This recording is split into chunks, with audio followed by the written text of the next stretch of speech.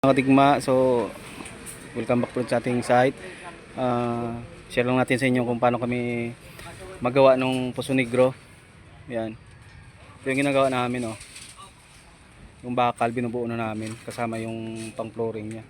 Tapos naglalagay kami nung bakal diyan na dalawa pinaka-puting. Yan. Di na nilagyan ng C-bar, diretsyo na yan. Nakaliteryo lahat ng bakal. Yan. So, lalagay namin yan dun sa butas. So, ayan. Dalawang bakal. Hindi na natin extra nung C-bar kasi okay naman yung spacing niya. Ito yung gagamitin natin dyan, yung rhino wool din sa partition niya.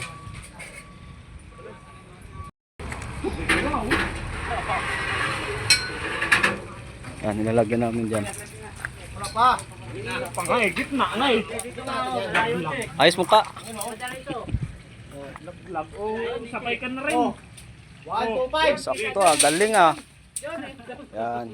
So isang digestive yung malaki, tapos dalawang leaching chamber. Ito dalawa na to. Doon yung digestive pag galing doon sa loob, diyan lalabas.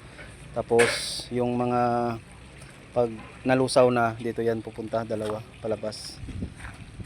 Palabas na doon sa tapping point natin.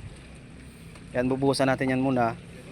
Yung area na yan naka-flooring, naka-slopes papuntang gitna para kung sakaling sumipsip, lahat ng dumi andyan sa gitna lahat mapupunta. So naka-slope siya kabilaan. Ayan. So yan yung ginagawa namin kapag naglalagay kami ng Poso Negro. Tapos kaya bubuhusan namin to ngayon para bukas matigas na, papatong na namin yung rhino wool para hindi mahirap. Okay?